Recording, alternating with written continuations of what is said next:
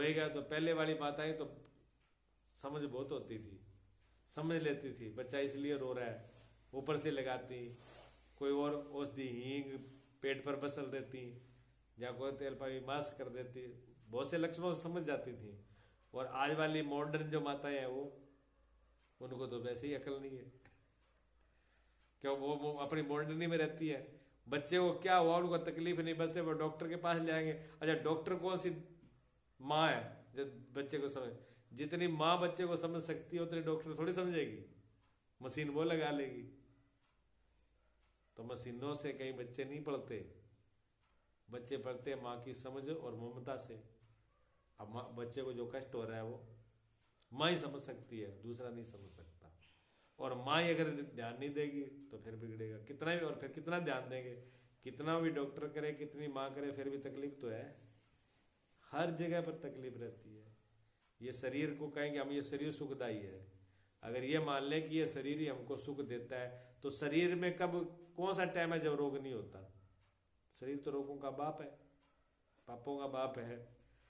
कभी इसमें गर्मी बढ़ जाती है, कभी सर्दी बढ़ जाती है, कभी कफ बढ़ जाता है, कभी पित्त बढ़ जाता है, इसमें कोई ना कोई विकार पैदा होता ही रहता है। भगत तो बहुत संभालते हैं तब भी होता रहता है, तो इसके भी नहीं, फिर इसमें सर्दी गर्मी छाई आई नींद दुनिया भर की, सभी चीजों में कहीं न कहीं थोड़ी देर के लिए सुख भासता है, दिखता है, भ्रम होता है, लेकिन सुख होता नहीं है, दुख ही ज्यादा होता है। हर जगह पर दुख ही देखने में ज्यादा मिलेगा। तो जब हम आनंद कहते हैं तो इसका मतलब इससे हट करके जो है वो सब मामला कचरा है, उसमें दिक्कत है। तो जब हम कहते हैं ब्रह्म कहने से परिच्छिन्नता का निषेध हो गया, बाकी रहा सो व्यापक वो लक्षणा से सिद्ध हो गया। जब हमने क्या ब्रह्म, ब्रह्म मेरे सब जगह है, परिच्छिन्न मेरे छोटी सीमा है, थोड़ी जगह में है, उसकी सीमा हो गई, और ब्रह्म सब जगह है। तो एक से दूसरे का लक्ष्य अपने आप हो गया, एक बोला दूसरे को समझ लिया, एक का तो बोला गया, एक शब्द बोला गया, दूसरे का अर्थ आ गया, लक्षण आ गया। स्वयं प्रकाश कहने से पर प्रकाश का निषेध भैया। जब कहा कि स्वयं प्रकाश है, जब स्वयं प्रकाश है तो हम समझ गए कि उसको किसी और के द्वारा नहीं देखा जा सकता, ना उसको इंद्रियों से देखा जा सकता, ना बाहर के सूर्य चंद्रमा से देखा जा सकता, ना मन से देखा जा सकता, ना बुद्धि से। क्यों? ये तो पहले ही जड़ है, ये तो जड़ है ना, इनमें तो खुद में ज्ञान नहीं है, ये तो वहीं से लेकर के आ रहे हैं। ये इन्होंने तो लाइट रोशनी जो चेतना है वो उसी से ले रखी है, तो ये क्या बताएंगे? ये जड़ है, इनमें जो ज्ञान आ रहा है वो उसी के द्वारा आ रहा है। तो ये बात सिद्ध हो रही है उनसे। कुटस्थ अविकारी कहने से विकार का निषेध भया, बाकी रहा सो निर्विकारी का लक्षण हो गए। कुटस्थ का मतलब होता है जिसमें विकार नहीं होता, जो बदलता नहीं, जो एक जैसा रहता है।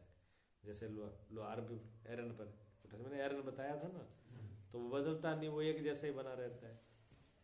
तो आत्मा में कोई भी परिवर्तन नहीं होता, कोई बदलाव नहीं होता। बाकी किसी चीज में भी देख लो बिना बदले रहती है कोई? सारी चीजें बदल रही हैं, हमारे शरीर बदल गए, हाथ पैर बदल गए, आंखें बदल जाती, आंखों की शक्ति बदल जाती है, कानों की शक्ति बदल जाती है, मन बदल जाता है, बुद्धि बदल जाती है, बाहर पूरी प्रकृति बदल जाती है, आकाश बदल जाता है, धरती की बदल जाती है, सारी चीजें बदल रही हैं, कोई चीज बच्ची नहीं है। पंचभूतों में विकार, सब में विकार हो रहे हैं, सब बदल रहे हैं, लेकिन वो अविकारी, उसमें विकार है, आता ही नहीं है। उससे ये सिद्ध हुआ। साक्षी कहने से साक्ष्य का निषेध होया, बाकी रहा सो साक्षी, सो लक्षणा से सिद्ध है। जब उसको कहा कि साक्षी है, सबका जानने वाला है, तो साक्षी और साक्ष्य दो है।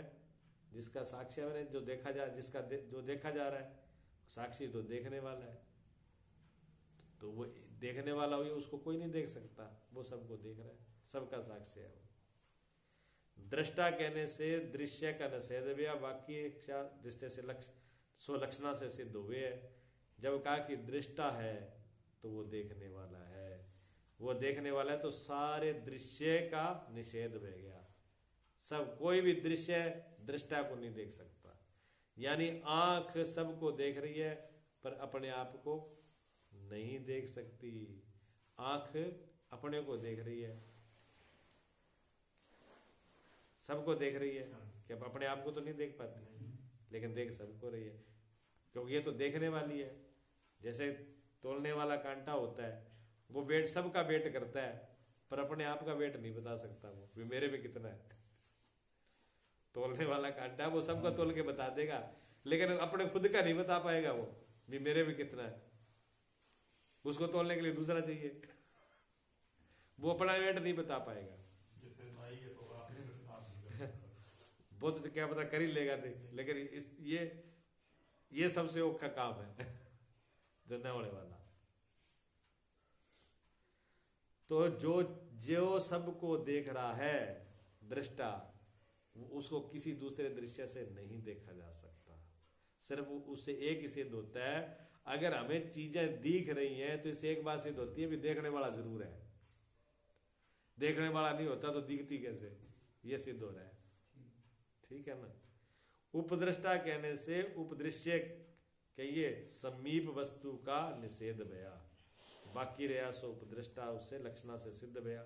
उपदृष्टा मैंने पास में, समीपता का हो गया, पास में है वो, और नहीं तो दूर वाले का अपने आप ही हो गया समीपता का। एक कहने से नाना का निषेध भया, जब वो एक ही है तो इसका मतलब दूसरा नहीं है, अनेक नहीं है, अनेक की तो छोड़ो दूसरा ही नहीं है, एक मैंने एक, दूसरा कोई है ही नहीं। बाकी रास एक सो लक्षणा से सिद्ध है। इस रीति से अन्य विषय विधेय विशेषणों को भी जानना चाहिए। जितने भी एक साक्षी, ये 10 तो ये बता ही दिए उन्होंने। ऐसा अगर विधेय लक्षण और भी परमात्मा का है तो उसको भी समझ लेना चाहिए, जो मर्जी है नाम ले लो परमात्मा का, अगर एक का तो वो है 10। अब कहते हैं जी अनंत आदि के विशेषण प्रपंच का निषेध कैसे हुए हैं। अनंत कहिए, अब अविधेय को ले लिया ना, तो कहते हैं अनंत कहने से देश काल वस्तुकृत परिच्छिन्नता का निषेध भया। बाकी रखा रया अनंत सो अर्थ से सिद्ध है। जब एक ही शब्द बोला कि जी वो अनंत है, अनंत का मतलब देश, देश काल और वस्तु कृत से उपेक्षा से रहते हैं, तीन चीजें नहीं रहती। देश जैसे मान लो ये कागज का टुकड़ा ये ले लो, अब ये यहां है तो ये दूसरी जगह पर नहीं हो सकता। अगर इसको हमने दूसरी जगह पर ले गए फिर यहां नहीं रहेगा, तो ये देश से बंध गया। देश में ना स्थान से भी एक स्थान पर हो सकता है, देश का मतलब एक स्थान पर हो सकता है। इसको अगर मैंने यहां रख लिया तो और जगह पर नहीं है, और यहां से उठाकर यहां रख दिया तो अब यहां नहीं है, देश का फर्क पड़ गया ना स्थान का। हाँ, अब ये इस जगह इस टाइम है, ये पहले नहीं था, अभी तो है ये, मतलब इस टाइम में है, पहले ये नहीं था, जब ये बना नहीं था तब नहीं था, अभी है। अब इसकी उम्र कितनी हो सकती है, एक समय ऐसा आएगा ये नहीं रहेगा, कितना मर्जी जोर लगा लो ये खत्म होगा, तो ये काल में बंधा हुआ है। अब एक ही चीज है इसमें, मतलब ये कागज है तो दूसरी वस्तु तो नहीं है ना इसमें। अब कागज से लकड़ी बनाना हो तो फिर कागज नहीं रहेगा, बना तो लकड़ी से ही है।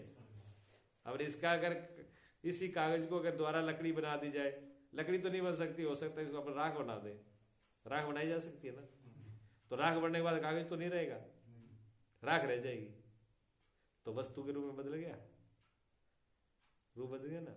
तो देश काल और वस्तु जितनी भी चीजें हैं तीनों में परिवर्तन है, लेकिन उस अनंत कहने का मतलब उसमें ये तीनों नहीं है, वो एक जैसा ही रहता है, वो जैसा है वैसा है और सब जगह है, ना तो किसी काल से बंधा हुआ, यानी पहले था अब है आगे नहीं रहेगा, ऐसा भी नहीं है। यहाँ है सब जगह है, पूरी दुनिया तीनों लोगों में कोई जगह खाली नहीं है, सब जगह है, और उसमें दूसरी कोई वस्तु बढ़ घुस नहीं सकती, कोई परिवर्तन नहीं है, वो जैसा है वैसा ही रहेगा, ऐसा उसका है। इस रीति से अन्य विशेष लक्षणों का ऐसा और भी है, अव्यय जिसका व्यय हो ही नहीं सकता, किसे, न काल से, न वस्तु से, और ना देश से, कोई व्यय नहीं, कहीं व्यय नहीं हो सकता। ऐसे अक्षर जिसका अक्षर जन्म में अविनाशी है, किसी भी काल में विनाश नहीं हो सकता, किसी भी देश में ये नहीं कि यहाँ तो नहीं मरेगा, हिंदुस्तान में तो नहीं मरता परमात्मा, हो सकता है अमेरिका में मर जाए, क्यों अमेरिका वाले मानते ही नहीं है, रूस वाले नहीं मानते, तो रूस में और अमेरिका में तो परमात्मा मर गया होगा फिर। वो भोग भी नहीं लगाते, भारत वाले तो बहुत भोग लगाते हैं, मक्खन मिश्री खिलाते हैं, नए नए माल 56 प्रकार का भोग लगाते हैं। अब जो रूस वाले और अमेरिका वाले जो कम्युनिस्ट है, जो परमात्मा को मानते नहीं, वो तो किसी को भोग ही नहीं लगाते, तो वहां तो परमात्मा मर गया होगा भूखे मारे। क्या ऐसा हो सकता है? कोई फर्क नहीं पड़ता उसको, सब जगह एक जैसा है। तो कोई काल इस देश से उस देश से वस्तु से कोई फर्क नहीं पड़ रहा उसको।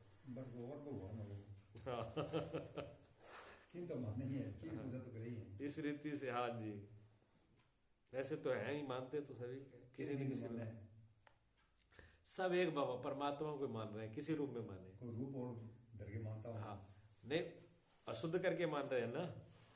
यहाँ पर तो वो तो अपन लोग तो लक्ष्यार्थ की बात कर रहे हैं, और वाच्यार्थ में तो सभी लोग मान रहे हैं, कौन नहीं मान रहा। अब आनंद जो है, परमात्मा आनंद रूप है।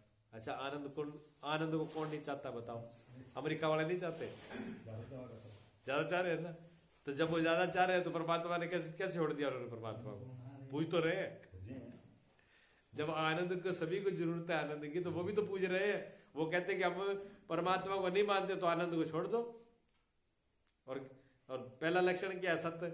भी आप सच्चाई को भी छोड़ दो, भी हम तो जी सच्चाई को नहीं मानेंगे, हम तो झूठ पर जिएंगे, झूठ बोलेंगे, झूठ बुलाएंगे, झूठा खाएंगे, झूठा ही पहनेंगे और झूठा ही व्यवहार करेंगे। आ जाओ इस पे, ठीक है। और ज्ञान की तो कोई बात नहीं करनी, सब अज्ञान की है, ज्ञान की बात करनी है, मूर्खता में रहेंगे। और आनंद तो छोड़ ही दो, 3 विशेषण छोड़ दो, पता लग जाए परमात्मा को मानते कि नहीं मानते। सारे सबकी नास्तिकता बाहर पास आ जाएगी। ये कहते हैं ना, हम नास्तिक है, परमात्मा को नहीं मानते, भूल जाएंगे नास्तिकता क्या होती है। अभी उनको यही पता नहीं नास्तिकता क्या होती है। सारी कम्युनिटी भाग जाएगी। तो मान तो रहे हैं वो, पर किस में मान रहे हैं? लक्ष्यार्थ में नहीं मान रहे, वाच्यार्थ में मान रहे हैं, यानी भोगों में देख रहे हैं, संसार में देख रहे हैं। मिलावटी वाला पसंद है, प्योर पसंद नहीं है। कहते हैं जी अमेरिका में सब चीज प्योर मिलती है, कहाँ मिलती है? प्योर तो भारत वालों के पास है। वो कहते प्योर रखो एकदम लक्ष्यार्थ, जिसमें कोई मिलावट ना हो। मिलावट की जरूरत यहाँ नहीं है। सर्वोपरि तो इनका बिल्कुल निचोड़ निकाल के रखते हैं, जिसमें खाली सारी चीजें निकाल करके एक तरफ कर दिया। मिठाइयाँ तो 20 प्रकार की हैं, लेकिन उसमें मिठास तो गन्ने का ही है ना, जड़ तो उसमें गन्ना ही है, और गन्ने से सीधा गुड़ निकलता है, जैसे शक्कर को गुड़ को एक ही बात है। तो प्योर चीज तो फिर गुड़ और वो शक्कर ही हुई ना। हाँ, खांड कह दो, गुड़ कह दो, शक्कर कह दो, भाषा में फर्क है, वो चीज तो वही है ना। ये रस से जो बन करके सीधी आई है, मिठास तो उसकी है, बाकी तो सब में मिलावट है। लेकिन उस मिठास को लोग कम पसंद करते हैं, बाकी सब मिलावट वाले को पीछे भागते हैं, सारे मिलावट वाले के पीछे भागते हैं। निकाल से वाला तो बस कौन है? कोई कोई खाएगा। हाँ, गुड़ में गुड़ ही गुण है, पर गुण का उपयोग कम करते हैं, गुड़ का उपयोग कम करते हैं, और मिलावट करके दुनिया कर रही है, दुनिया उसमें जी रही है। तो असत्य कहने से आ गया आगे, इन विशेषणों का ऐसे अर्थ करने का क्या प्रयोजन है? कहती आपने विशेषणों का अर्थ क्या ही देखा, इसका मतलब क्या हुआ, प्रयोजन क्या हुआ, अभिप्राय क्या हुआ, तात्पर्य क्या हुआ? ठीक है ना। कहते इन विशेषणों का ऐसे अर्थ करने का प्रयोजन यह है कि चेतन को मन वाणी का अविषय कहने पर भी श्रुति के अर्थ का अविरोध नहीं होता, क्योंकि आपने ये बोला था जब वो अवाच्य ही है, जब उनको बोला ही नहीं जा सकता, जब उसको बोला ही नहीं जा सकता है, तो फिर आप बोल क्यों रहा? कहते आप बोल रहे हो, ये आप बोल के बता रहे हो कि उसमें तो श्रुति ने कहा है, गीता में भी कहा है, रामायण में भी कहा है, और ग्रंथों में कहा है भी, उनको शब्दों के द्वारा नहीं कहा जा सकता। और फिर भी आप कह रहे होते तो श्रुति के विरोध में है, ये बात बोल रहे हैं आप। तो कहते हैं हम ये बात आपको बता रहे हैं कि श्रुति के विरोध में है कहाँ, श्रुति के विरोध में तो बात हो ही नहीं रही, क्योंकि वो वाच्य अर्थ में आता ही नहीं, वो तो लक्ष्य अर्थ में है। हम तो इशारा कर रहे हैं, उसका लक्ष्य बता रहे हैं भी, हमारा लक्ष्य है, वो जो शब्द बता रहे हैं वो लक्ष्य की तरफ इशारा कर रहे हैं। हमने कब कहा कि शब्द परमात्मा और शब्द के बीच में आ जाता है, पकड़ में आ जाता है, जहाँ वाणी की पकड़ में आ जाता है, जहाँ बुद्धि की पकड़ में आ, ये बात तो हम कह ही नहीं रहे। हम तो सिर्फ लक्ष्य की बात कर रहे हैं भी, इनको समझ करके लक्ष्य पर पहुंचना है। विरोध तो नहीं हुआ श्रुति का। जाते गुण क्रिया जाति और संबंध आदि के जो शब्द की और मन की प्रवृत्ति के निमित्त रूप धर्म है, सो ब्रह्म में नहीं है। अब ये बात समझने की है कि आप शब्द में क्या चीज आती है, कहते हैं गुण क्रिया और जाति, ये तीन शब्द में आती है। मन और शब्द में ये तीन चीजें आती हैं, ये शब्दों में तीन आएंगी। मन की प्रवृत्ति के निमित्त तीन इनके धर्म है ये, लेकिन ब्रह्म में ये धर्म नहीं है। आप जो मर्जी शब्द, ऐसा एक भी शब्द बोल के बता दो जिसके अंदर गुण ना हो, क्रिया ना हो, जाति ना हो। कोई शब्द है ऐसा? अगर आपने कहा जी मुझे तो पता ही नहीं है, अब इतनी बात अगर आपने बोली कि मुझे पता भी नहीं है, तो उसमें भी दो चीजें आ गई, उसमें गुण और क्रिया दो चीज हो गई।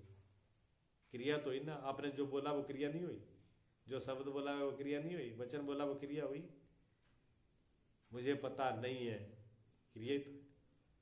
और उसमें गुण, क्या गुण है? गुण ये ना पता का ना होना, ठीक है, उस चीज का मालूम का न होना, ये गुण है उसका।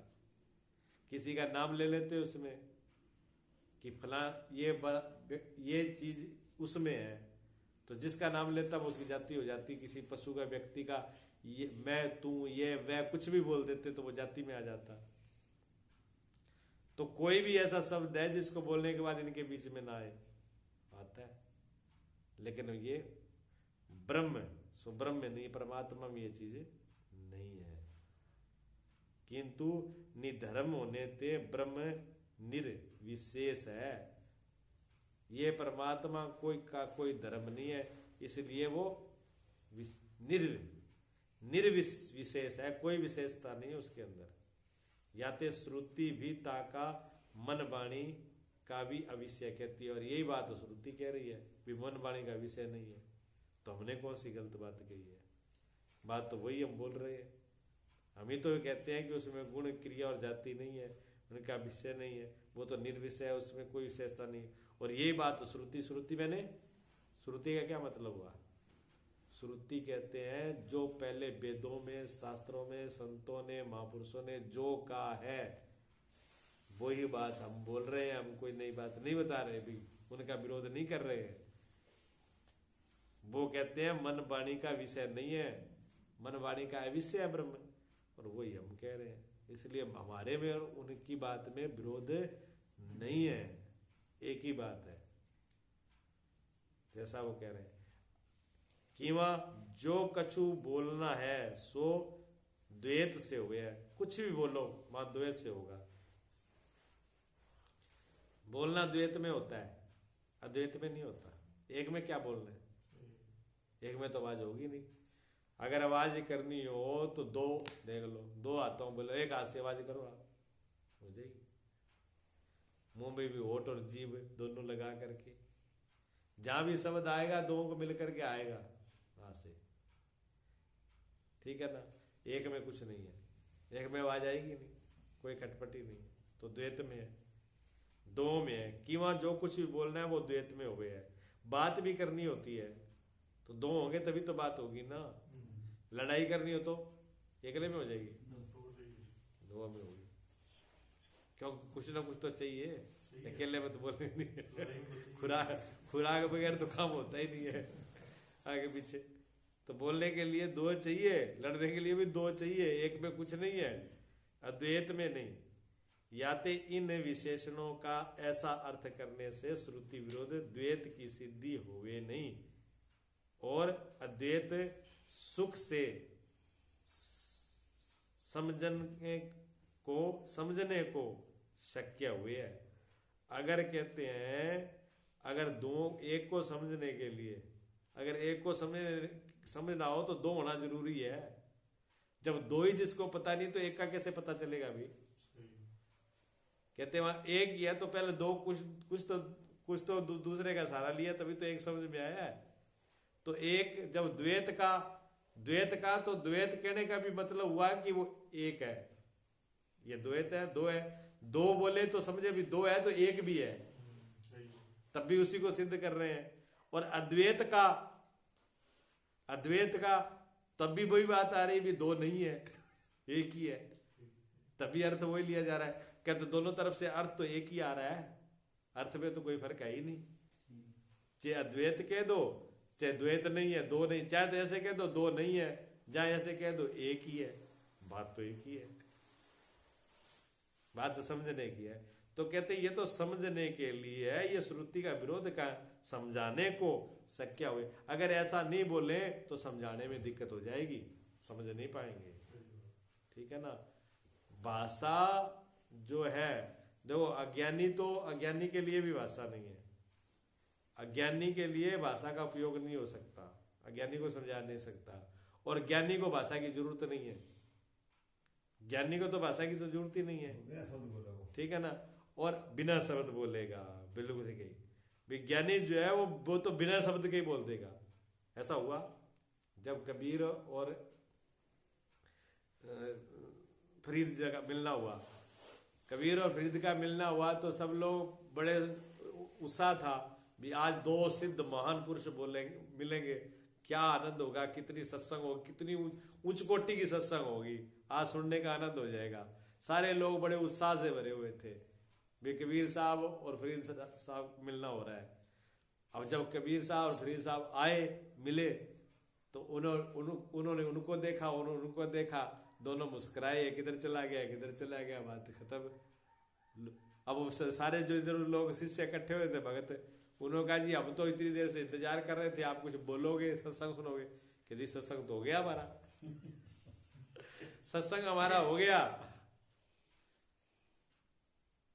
क्या सत्संग हुआ कि कबीर साहब जो थे, वो फरीद जो थे वो आए, उन्होंने मुंह खोल के रखा, मुंह बंदी नहीं किया। और कबीर साहब जो थे वो एक पैर पे खड़े हो गए, दूसरा पैर नीचे नहीं रखा, बस इतना हुआ, वो जाते रहे, वो जाए मुस्कुरा के चल दिए।